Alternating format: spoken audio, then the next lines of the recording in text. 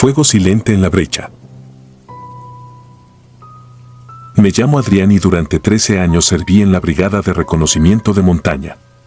De todas las patrullas en las que arriesgué la vida, solo una continúa despertándome sudoroso en plena madrugada, con la certeza de que aquello no fue una alucinación. Corría septiembre de 2006 cuando recibimos la orden de registrar una franja boscosa entre Yécora y la Sierra de Bacanora, al sureste de Sonora. La instrucción sonaba rutinaria: localizar indicios de un laboratorio clandestino escondido entre los cañones. Éramos 9 hombres al mando del teniente Bonilla, curtidos en vértigo y polvo. Aún así, ninguno imaginaba la forma en que esa noche nos despojaría de toda presunción de valientes. El avance comenzó a las 19. El ocaso dejó pinceladas cobre en los riscos, y pronto solo quedó el murmullo del viento colándose entre pinos viejos que se alzaban como vigías cansados. Íbamos en 2 umbés, luces apagadas, siguiendo una brecha angosta de terracería. A las 22:30, la señal de radio ordenó descender y proseguir a pie. Según inteligencia, el objetivo quedaba a menos de 3 kilómetros. La humedad fría se pegaba a la piel como un trapo helado, y los insectos insistían en zumbar junto a los oídos. Entonces ocurrió algo que me descoyuntó los nervios. Todo sonido se extinguió de golpe. El bosque, siempre vivo incluso de noche, quedó repentinamente mudo. Ni grillos, ni hojas, ni nuestro propio jadeo. Solo un silencio espeso que parecía absorber la respiración. Bonilla levantó un puño, solicitando alto total. Pude ver el vapor de mi aliento suspendido, inmóvil, como si el aire hubiera olvidado moverse. Mi estómago se encogió con esa señal primitiva que antecede a la desgracia. Caminamos unos metros más hasta un claro circular que la luna iluminaba con un resplandor lechoso.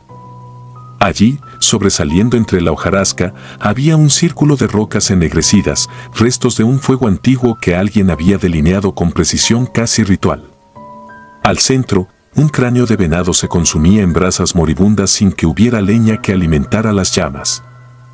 Nadie pronunció palabra. Resultaba imposible decidir qué chocaba más, que aquel fuego ardiera sin combustible o el silencio rotundo que seguía envolviéndonos. De pronto, un crujido quebró la quietud, proveniente del costado oriental del claro. Giramos fusiles al unísono y allí lo vimos. A contraluz, emergiendo entre los troncos, apareció un ciervo descomunal, demasiado alto para ser real. Sus astas eran retorcidas, como raíces arrancadas de la tierra, y su piel pendía a jirones dejando entrever carne oscura latiendo debajo. Lo peor era su estómago, abierto como si lo hubieran eviscerado, un hueco que mostraba costillas ennegrecidas, sin que brotara sangre. Las cuencas de sus ojos brillaban de un amarillo febril. El animal avanzó con un trote imposible. Cada pisada no sonaba, sino que vibraba, como martillazos dentro de la cabeza. Instintivamente apunté al pecho y disparé 3 veces. Las balas atravesaron aquella membrana putrefacta y se incrustaron en el tronco de un pino, detrás. Sin soltar su mirada, la bestia emitió un bramido que no salió por la boca, sino que retumbó desde el interior hueco de su tórax. Todos abrimos fuego. La noche se iluminó con los fogonazos, pero la criatura apenas se estremeció, igual que un saco de piel colgando de un alambre. El teniente ordenó retroceder en abanico. Los casquillos caían calientes sobre la hojarasca helada mientras el ciervo muerto seguía avanzando. Cuando estuvo a unos 10 metros, su cuello se quebró con un chasquido y la cabeza colgó de lado, torcida de forma antinatural. Aún así, caminó otro par de pasos. Entonces la bestia se replegó sobre sí, igual que si las piernas no soportaran el peso, y se desplomó levantando un polvo fino. Nada más tocar el suelo, se deshizo como papel húmedo y quedó convertido en una masa negra que hervía, desprendiendo un olor a cobre quemado y almizcle. Cualquiera habría deseado creer que aquello había terminado, pero lo indecible apenas comenzaba. Del charco negruzco emergieron, como larvas despertando, unas figuras humanoides del tamaño de un niño. No tenían rostro, solo piel lisa y gris que relucía como aceite. Caminaban erguidas, sin dedos discernibles en pies ni manos. Se contaban al menos una docena y se movían con una fluidez que contradecía sus extremidades cortas. Rodearon nuestro semicírculo sin emitir un sonido. El silencio era ahora martilleante, podía oír mi pulso golpeando el cartílago de mis orejas. Disparamos ráfagas cortas, medimos cada cargador, pero las balas atravesaban aquellos cuerpos gelatinosos dejando agujeros que se cerraban al instante, como si el tejido se plegara de nuevo sobre sí mismo. Una de las figuras se abalanzó contra Cárdenas, el granadero del grupo, hundiéndole la mano dentro del pecho como quien atraviesa agua tibia.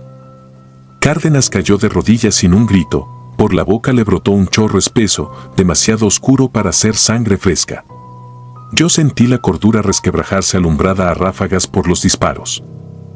El teniente gritó que abriéramos paso hasta los zumbés.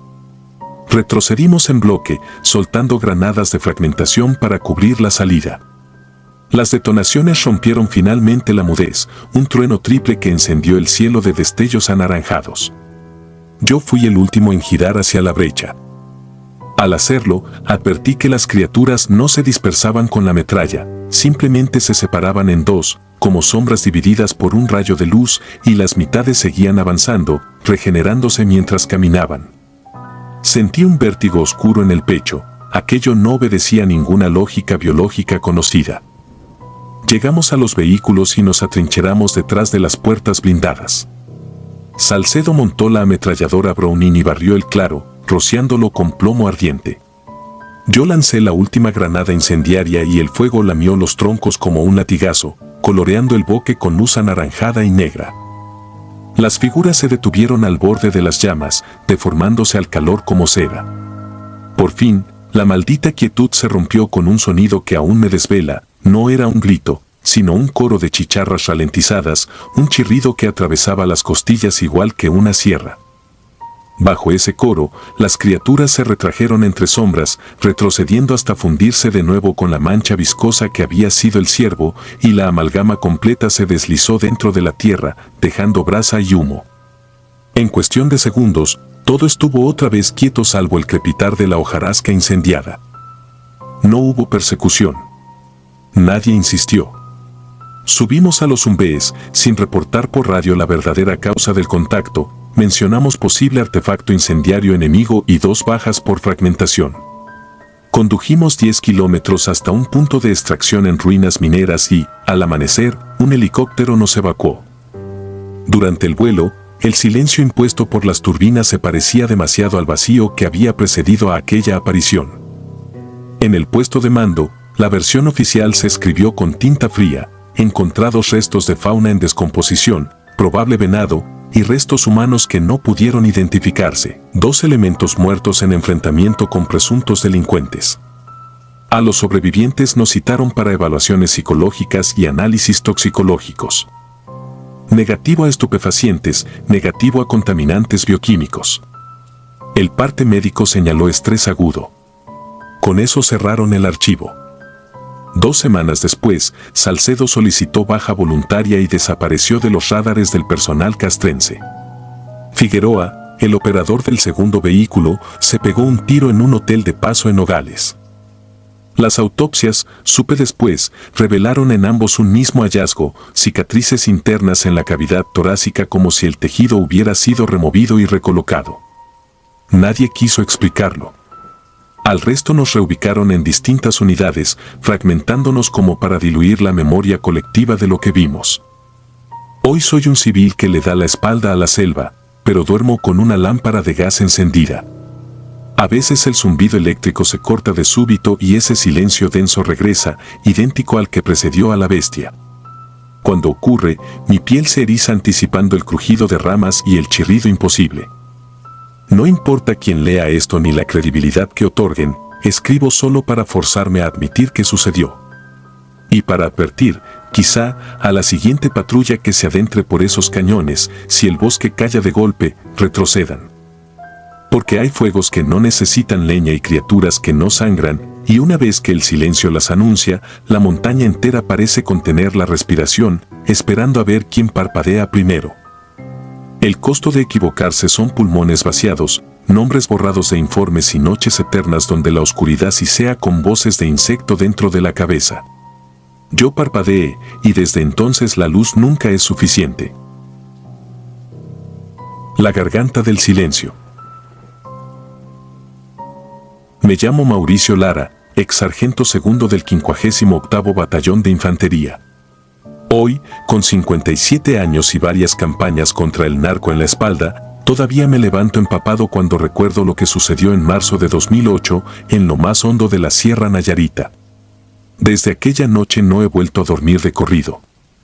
La orden llegó un martes de madrugada, dentro de una carpeta marcada con la palabra plataforma. El mayor que la trajo evitó mirarnos a los ojos, su nerviosismo contrastaba con el sigilo de las instrucciones: localizar y neutralizar un laboratorio de metanfetaminas escondido en un cañón al que los lugareños llamaban la Garganta del Silencio. Éramos 16 hombres y una teniente médico, 6 cadetes sin fuego real y 10 veteranos curtidos. En las imágenes satelitales no se veía más que un tajo gris entre montes verdes, sin rastro de caminos, fogatas o gente. Partimos al amanecer siguiente. Dejamos los vehículos en el último tramo de terracería y seguimos a pie. Cada cual cargaba ración para 4 días y un rollo de cinta fluorescente para señalizar la ruta de vuelta. Los habitantes de los caseríos cercanos se escondían tras las puertas. Un anciano, al oír el nombre del cañón, murmuró que las piedras allá dentro no son de Dios. Lo tomé por superstición campesina, ahora me arrepiento. El primer día fue rutina de selva, calor sofocante, garrapatas pegajosas y mosquitos zumbando en cada oreja. Montamos el campamento en un claro abovedado por árboles nudosos. Allí hallamos un venado putrefacto atravesado por un palo tallado con símbolos que no parecían letras ni números. El teniente Ramírez ordenó dejarlo intacto, dijo que lo investigaría antropología forense. Nadie volvió a mencionar el tema en voz alta. El segundo día el terreno se cerró tanto que la luz apenas tocaba el suelo. El operador de radio se quejaba de un zumbido permanente, similar al de un generador lejano. Dentro del receptor encontró un polvo gris que no supo identificar. A media tarde topamos con un cerro de botas militares apiladas suela arriba, algunas recientes, otras resecas hasta romperse. Las fotografiamos, sellamos las coordenadas y seguimos adelante. Retroceder jamás figura en los verbos del ejército. Al caer la tarde del tercer día llegamos por fin a la quebrada.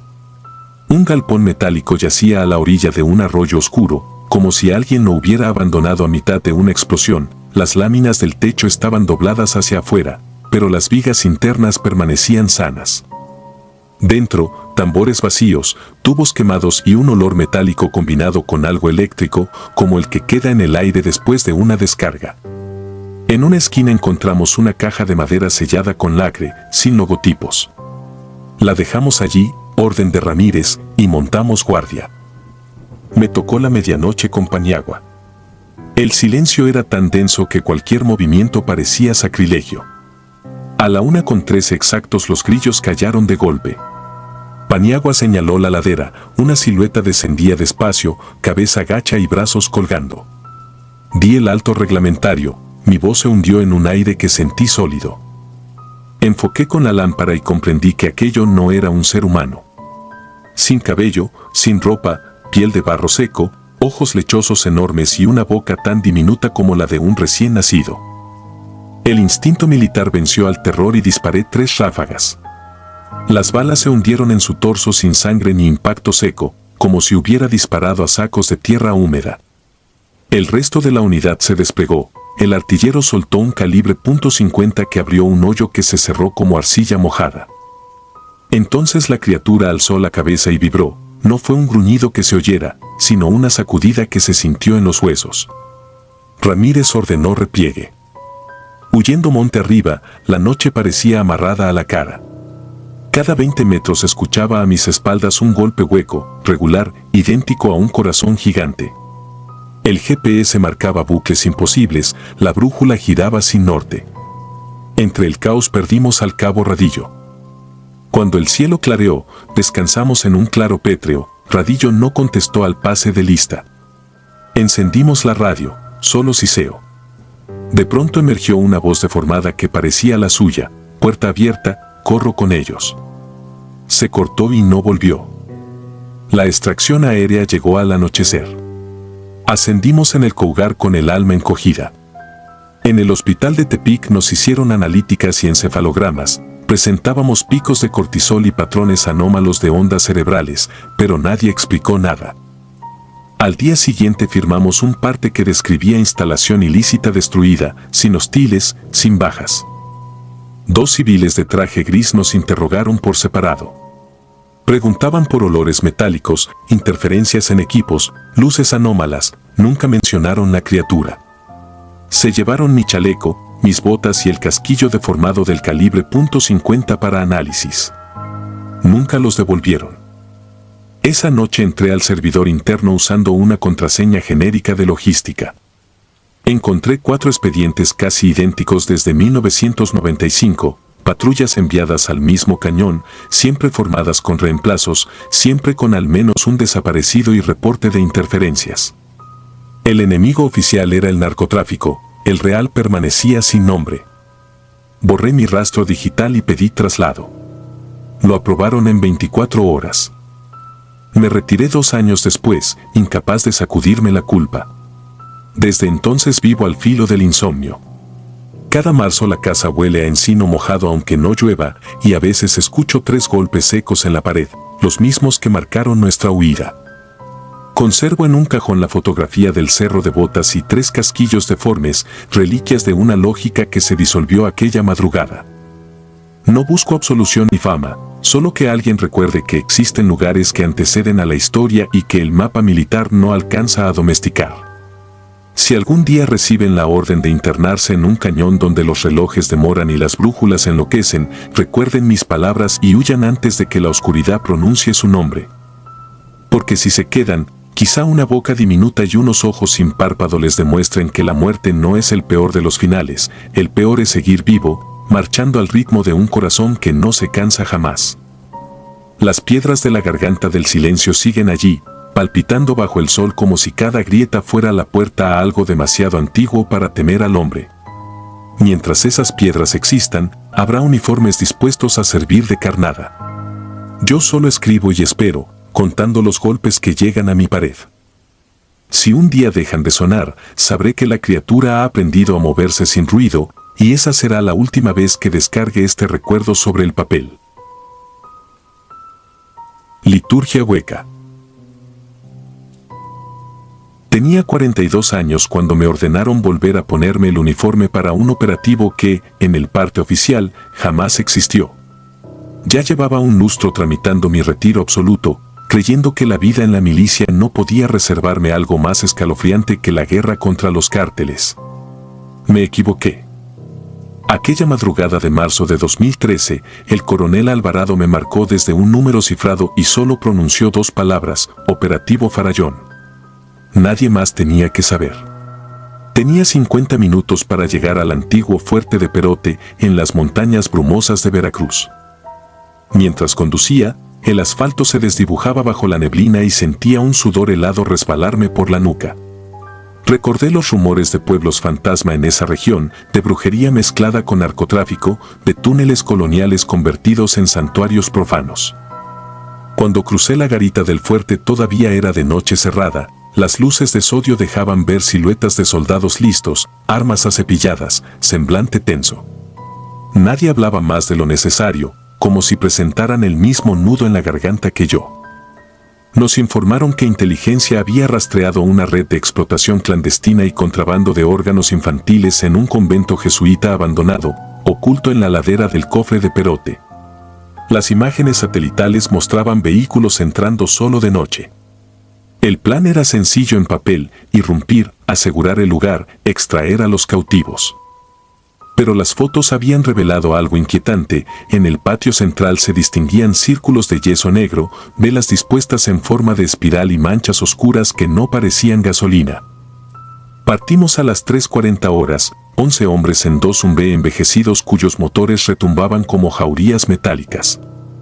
El teniente Beristain, un tipo parco y de manos nudosas, revisaba un croquis ajado con la linterna roja.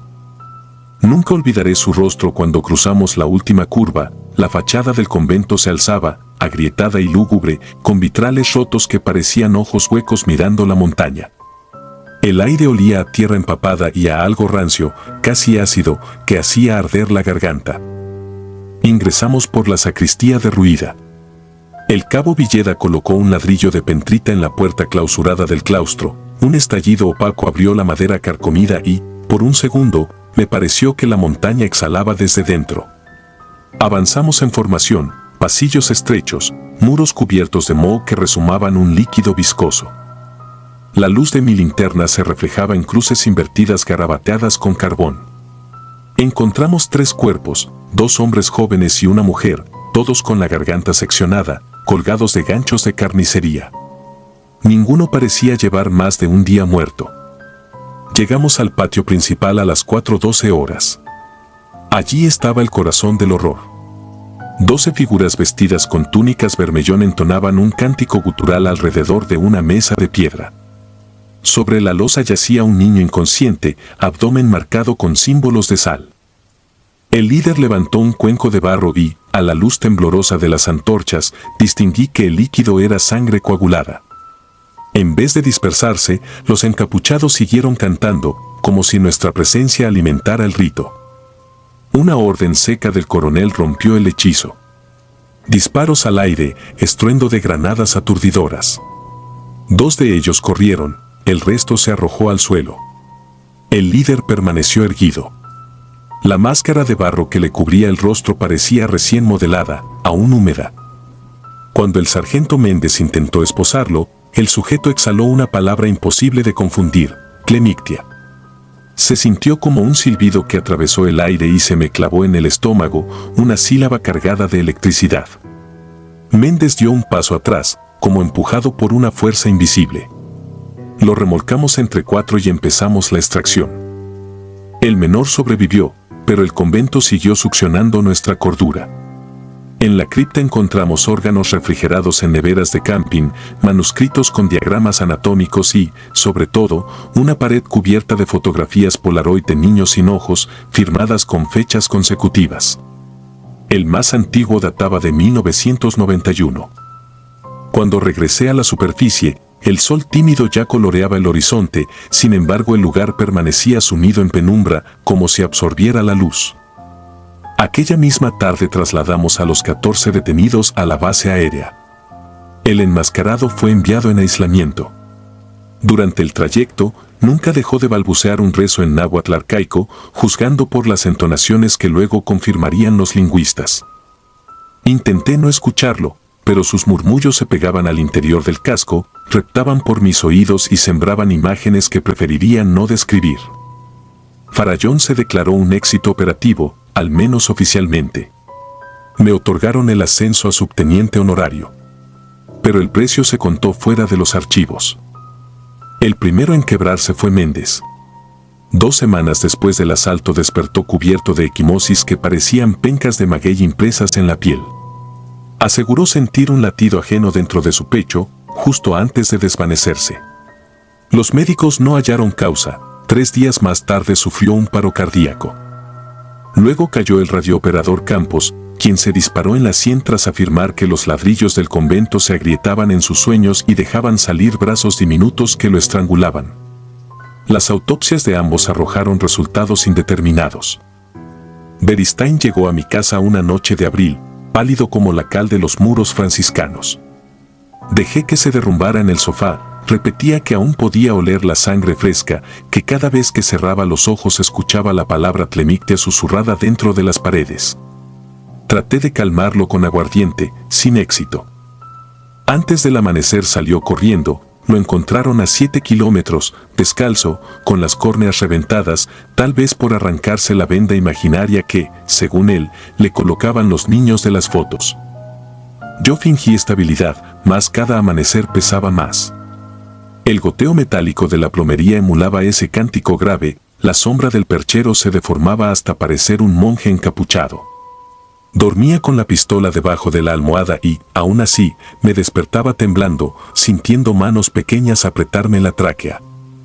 Una madrugada oí que alguien caminaba descalzo por el pasillo. Al abrir la puerta solo vi huellas húmedas que terminaban frente al retrato de mi hija. Tomé una decisión, enfrentar al origen. Conseguí los expedientes clasificados y descubrí un dato omitido en el informe público. El líder anónimo había muerto en su celda a los 6 días, sin signo de violencia. Las cámaras no registraron visita alguna, pero las luces parpadearon durante 17 minutos y cuando se restableció el suministro, el cuerpo yacía rígido, manos pegadas al pecho como si rezara. En la pared de hormigón apareció un espiral negro dibujado con su propia sangre. El expediente concluyó con 3 palabras: caso cerrado, superstición. Tomé mi camioneta y regresé al convento sin autorización. Era mayo cuando el viento huele a azufre húmedo entre cafetales. Apenas crucé la arquería del atrio, el silencio me envolvió como un agua espesa. Bajé a la cripta con una linterna y un bidón de gasolina. Quería quemar cualquier vestigio, borrar el epicentro de tantas muertes. Sin embargo, al pisar el último escalón, comprendí que el lugar estaba despierto, las velas apagadas ardían con pabilos invisibles, y sobre la mesa donde hallamos al niño crecía algo que parecía cartílago humano fusionado con raíces. Vertí el combustible sobre los montones de fotos y las hojas de rituales. Chispeé el encendedor. El instante exacto en que la llama prendió escuché la misma palabra, nítida, al ras del oído: clemictia. La sangre se me heló, pero no retrocedí. Arrojé el mechero y el fuego devoró los archivos con un estallido de aire caliente. El resplandor bañó la bóveda, sombras infantiles danzaban sobre columnas torcidas. Empezaron a reír, una risa seca, anciana, que no podía salir de gargantas juveniles. Salí tropezando entre chispas y explosiones de vidrio. Detrás de mí, el coro crecía en furia, como si el convento bufara, dolido por la exorcización. Las llamas se propagaron por la techumbre reseca. Desde la loma se veía como las torres colapsaban, vomitando brasas hacia el cielo negro. Debí sentir alivio, pero me invadió un terror más hondo. Comprendí que incinerar un nido no mata la plaga, solo la disemina. Esa noche dormí en un motel de carretera. Soñé con niños vendados que abrían la boca y, en lugar de lengua, exhibían ceniza todavía ardiendo. Al despertar, la almohada olía a hollín. Han pasado 12 años desde la operación. Cuento esto porque mi pulso tiembla y sé que el tiempo se me acaba. Los chequeos médicos dicen que estoy sano, sin embargo cada luna nueva amanezco cubierto de moretones en forma de espiral, cada vez más oscuros, cada vez más extensos. Escucho gotas que caen en algún lugar de la casa, aunque todas las llaves estén cerradas. A veces, antes del alba, las luces titilan 17 minutos exactos. Entonces percibo pasos infantiles y una respiración pegada a mi oído. Nunca miro, porque sé lo que murmurarían. Si alguien cree que exagero, que recuerde que existen expedientes incompletos, certificados de defunción ambiguos y un convento reducido a ruinas humeantes sin causa oficial de incendio. Yo estuve allí, vi cómo un canto arcano corrompió la carne, como una sola palabra puede agujerear la realidad hasta dejar entrar lo que vive detrás. Si aún decide averiguar, aprovisionese de algo más que balas, porque hay lugares donde la fe es tan afilada como la navaja de un carnicero, y cortar la costra de piedra solo libera aquello que late debajo. He terminado de escribir. Son las 2:17 horas y la casa entera acaba de quedar a oscuras. Empieza el murmullo. 17 minutos, bastante tiempo para arrepentirse de haber abierto una puerta que debía mantenerse sellada para siempre. La patrulla fantasma. Nunca pensé que, después de 22 años de servicio, lo que me quitaría el sueño no serían los disparos ni las explosiones, sino el recuerdo insistente de unos rostros cubiertos de barro que jamás debieron existir. Me llamo Rafael Cuellar, fui capitán de infantería de la Marina peruana, y esto ocurrió en 2009, en la frontera selvática de Madre de Dios con Brasil, durante una misión que, en teoría, solo buscaba monitorear rutas ilegales de mercurio usado por mineros clandestinos. Éramos 5 hombres equipados con lo mejor que podía ofrecer un presupuesto escaso, fusiles relativamente nuevos, un GPS recubierto con cinta para la humedad y raciones deshidratadas que se volvían una pasta agria en la boca. La selva nos envolvía con ese olor agrio de hojas podridas, los mosquitos lamían cada centímetro de piel y el cielo, aún de día, parecía un techo de hojalata caliente que sudábamos por dentro de los cascos. Avanzábamos con el barro cubriéndonos los tobillos cuando topamos con algo que nos detuvo, unas huellas más hondas que las nuestras, frescas, demasiado uniformes para ser de cazadores locales. Seguimos aquella línea como se sigue una trenza de sangre después de un tiroteo. Cada 10 metros, uno miraba atrás para vigilar el flanco. Así llegamos a un claro diminuto donde descubrimos una fogata reciente y, junto a ella, a otro pelotón. 5 hombres, idéntico número. Pero ahí acababan las coincidencias. Llevaban uniformes verde olivo descoloridos, el tipo de tela gruesa que dejó de fabricarse en los 90. Sus fusiles eran FAL belgas, reliquias que en mi país se retiraron hace décadas. El parche del pecho decía Batallón de Selva 54, una unidad brasileña que, yo lo sabía, se disolvió tras un motín interno en 1985. Pensé que era un error de la vista, tal vez un grupo de paramilitares con equipo robado.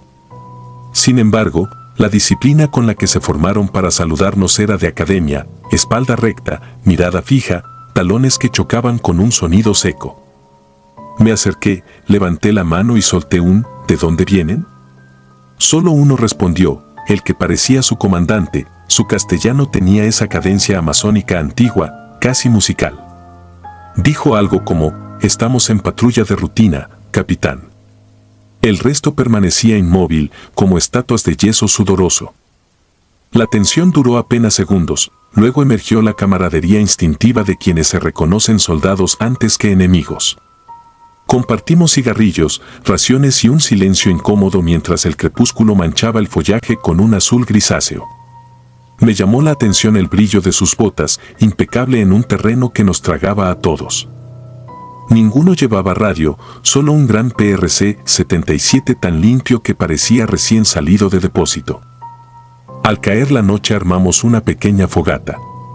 El sargento Vargas sacó de su mochila una bolsita de café soluble, el humo se mezcló con la bruma espesa y, junto al crepitar de la leña húmeda, el aire adoptó un tono casi irreal. Los brasileños hablaban poco, cuando lo hacían, mencionaban ubicaciones que ya no figuraban en los mapas actuales. Uno contó algo sobre la represa inacabada de Tabocal y las emboscadas de 1983. Yo asentía, pero sentía un leve mareo, como si la conversación estuviera transcurriendo dentro de un sueño ajeno. En cierto momento, uno de mis hombres, el cabo Ríos, me susurró que sus fusiles no tenían seguro. Le respondí con un gesto, no íbamos a provocar nada. El cansancio nos cayó encima como un manto pesado. Acordamos turnos de guardia, aunque en la práctica todos dormitamos intermitentes. Recuerdo haber abierto los ojos cerca de la medianoche y ver, al borde del claro, la figura de uno de ellos mirando la selva con el arma colgada al hombro, inmóvil pese a la lluvia ligera que ya empezaba a golpear las hojas. Cuando la primera luz filtrada por la neblina nos devolvió al día, ya no estaban. No quedaba humo, brasas ni huellas recientes. El suelo, donde deberían haber quedado marcas de botas, aparecía liso, cubierto solo por la hojarasca habitual. Revisamos en silencio, cada cual mordiéndose el labio para no maldecir en voz alta.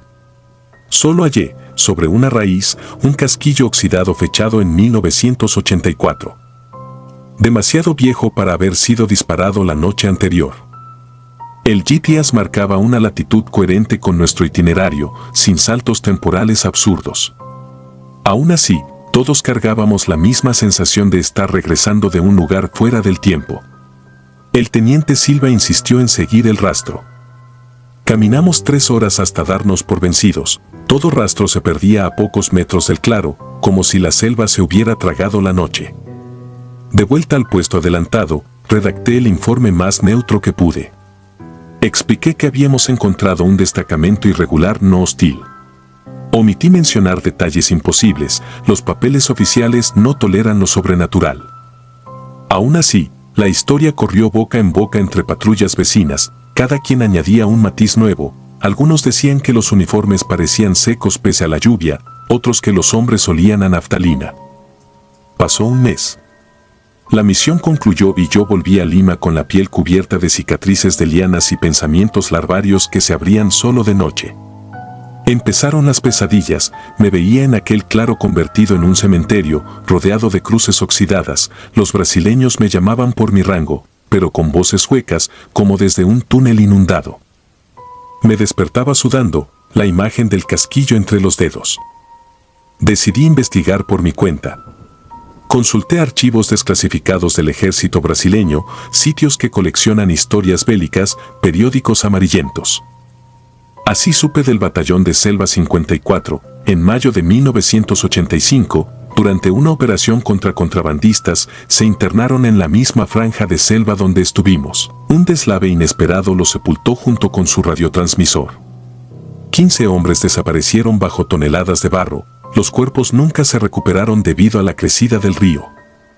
La foto de los desaparecidos acompañaba el artículo, el comandante de la unidad sonreía tímido, la misma mandíbula cuadrada que yo había visto iluminada por el fuego. No quise, o no pude, compartirlo con nadie de mi antigua sección. La lógica militar dicta que un capitán no se quiebre ante fantasmas. Aún así, cada noche el recuerdo se repetía, pero con un detalle que antes pasé por alto, al lado del comandante, en aquella instantánea de 1983, se encontraba un quinto hombre con una cicatriz en la ceja izquierda. Esa misma cicatriz la tenía Ríos, mi cabo, quien juraba jamás haber sido fotografiado. Volví a mirar, no cabía duda. Era Ríos. Joven, con el mismo parche de unidad que hasta hoy conserva en casa. Al día siguiente lo cité en una cafetería del Callao. Le mostré la imagen. Su rostro palideció, dijo no recordar esa foto ni haber pisado Brasil en los 80. Señaló, tembloroso, que la cicatriz se la hizo a los 16 con un machete. Nos quedamos en silencio, rodeados de ruido de tazas y cucharas, ambientados por un vals antiguo. Y comprendí algo que me heló la sangre, la patrulla fantasma no era solo del pasado, se estaba reescribiendo a sí misma, sustituyendo piezas, robando identidades. Meses después acepté la baja voluntaria. Me instalé en un pueblo costero, intentando olvidar. Pero algunas noches, cuando el viento trae olor a tierra mojada, siento la distancia de aquel claro abrirse frente a mi cama. Escucho el chasquido de botas lustradas en suelo fangoso y una voz ronca que no es humana susurra el nombre de cada hombre de mi antiguo pelotón, menos uno. El que falta soy yo. Comprendo entonces que, en algún sitio, un capitán anónimo ocupa mi lugar en una foto ajada y que tarde o temprano alguien más hallará mi rostro en los archivos de algún expediente polvoriento. No temo a la muerte, temo a no pertenecer al tiempo de los vivos ni de los muertos, a marchar sin destino en una jungla que no figura en ningún mapa. Porque allá afuera, bajo la lluvia perpetua, la patrulla fantasma sigue reclutando. Y sé que, cuando mi turno llegue, tampoco dejaré huellas. Desde aquella misión duermo con la luz encendida y el fusil descargado apoyado contra la puerta. No me sirve de nada, lo sé, pero necesito sentir que aún decido algo. A veces despierto creyendo oír el crujido de una radio vieja que cambia de frecuencia. La primera noche que sucedió, juraría que escuché el roncar de Vargas justo detrás del muro, como en los viejos campamentos, y tuve que recordar que vive a 500 kilómetros de aquí. Si lees esto y eres soldado, no te fíes de uniformes ni de escudos bordados. Hay pelotones que no obedecen órdenes de nuestros mandos ni de este tiempo. Si los encuentras, no compartas el fuego ni la comida, porque todo lo que ofrecen se pudre cuando sale el sol. Da media vuelta, anota la coordenada y aléjate. Sobre todo, nunca aceptes ser contado entre ellos. La selva lo registra todo, incluso lo imposible, y también sabe borrar lo que un hombre cree que es su vida. Esta es mi confesión, no busco consuelo ni absolución, solo dejar constancia. Porque el terror más puro no es el que te mata, es el que te reescribe, letra por letra, hasta que un día alguien encuentre tu nombre en un informe amarillento y no seas capaz de reconocerte. Si disfrutas de los relatos, te invitamos a apoyarnos con un like y un comentario, ya que eso nos ayuda muchísimo. Además, si aún no estás suscrito o suscrita, te animamos a formar parte de la comunidad del terror. Muchas gracias por escucharnos y por tu apoyo.